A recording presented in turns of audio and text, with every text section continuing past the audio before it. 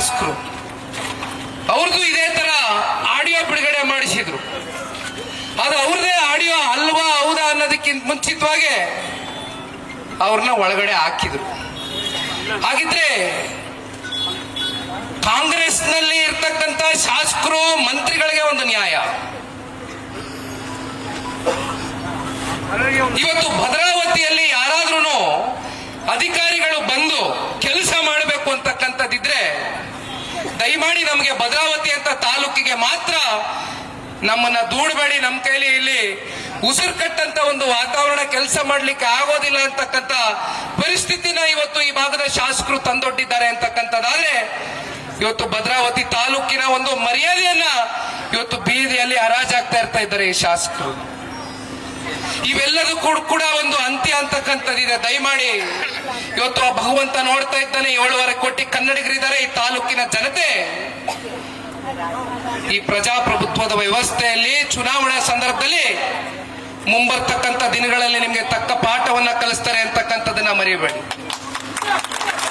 ದಯಮಾಡಿ ಜಿಲ್ಲೆಯ ಹಾಗೂ ನಮ್ಮ ತಾಲೂಕಿನ ಪೊಲೀಸ್ ಅಧಿಕಾರಿಗಳಿಗೆ ಕೈ ಜೋಡಿಸಿ ಮನವಿ ಮಾಡ್ತಾನೆ.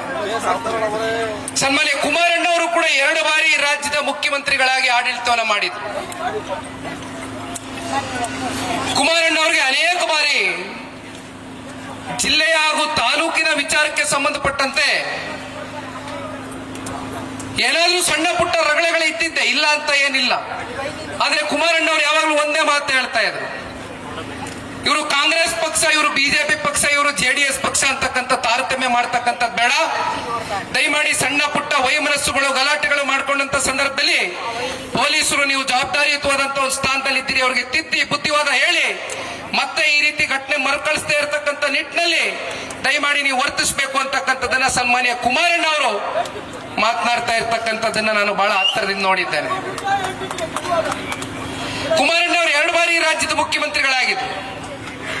ನಾನೊಂದು ಪ್ರಶ್ನೆ ಕೇಳ್ತೀನಿ, ಈ ಭಾಗದಲ್ಲಿ ಇರ್ತಕ್ಕಂಥ ಶಾಸಕರೇ, ಸನ್ಮಾನ್ಯ ಕುಮಾರಣ್ಣ ಅವರು 2 ಬಾರಿ ರಾಜ್ಯದ ಮುಖ್ಯಮಂತ್ರಿಗಳಾದಂತ ಸಂದರ್ಭದಲ್ಲಿ ಎಂದು ಕೂಡ ನಿಖಿಲ್ ಕುಮಾರಸ್ವಾಮಿ ನನ್ನ ಎದೆ ಮುಟ್ಕೊಂಡು ಹೇಳ್ತೇನೆ, ಒಂದು ದಿನ ನಾನು ಒಂದು ಅಧಿಕಾರಿಗೆ ಫೋನ್ ಮಾಡಿ ಇಂಥ ಕೆಲಸ ನನಗೆ ಮಾಡಬೇಕು ಅಂತಕ್ಕಂಥದ್ದನ್ನ ಕೇಳಿದ್ದು ಒಂದು ಉದಾಹರಣೆ ನೀವೇನಾದ್ರು ತೋರಿಸಿದ್ರೆ ಈಗ ಪ್ರಾರಂಭ ಮಾಡಿದ್ದೀನಿ ನನ್ನ ಸಾರ್ವಜನಿಕ ಬದುಕನ್ನ ಈಗಲೇ ನಾನು ಬಿಟ್ಟು ಹೋಗ್ತೇನೆ.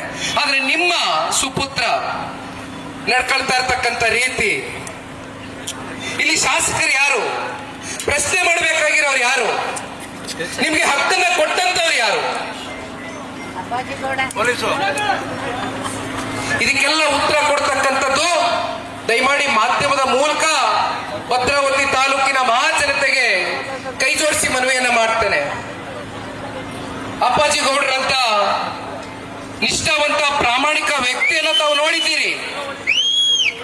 ಶಾರದಕ್ಕನವರು, ಅವರ ಸುಪುತ್ರರು ಅಜಯ್ರವರು ನಿರಂತರವಾಗಿ ಸಾರ್ವಜನಿಕ ಸಂಪರ್ಕದಲ್ಲಿ ತಾಲೂಕಿನ ಜನತೆಯ ಒಂದು ಸಂಪರ್ಕದಲ್ಲಿ ನಿರಂತರವಾಗಿದ್ದಾರೆ. ನಾವೆಲ್ಲರೂ ನಿಮ್ಮ ಜೊತೆಯಲ್ಲಿ ಇರ್ತೇವೆ. ಒಂದು ಮಾತನ್ನ ತಿಳಿಸ್ಲಿಕ್ಕೆ ಬಯಸ್ತೇನೆ, ಇತ್ತೀಚಿನ ದಿನಗಳಲ್ಲಿ ಪೊಲೀಸರು ಕೇಸು ಹೇಳಿದ್ರು, ನನಗೆ ಬಹಳ ಕೇಳಿದೆ. ನಾನು ಮಾತೆತ್ತಿದ್ರೆ 307, ಮಾತೆತ್ತಿದ್ರೆ ಅಟ್ರಾಸಿಟಿ.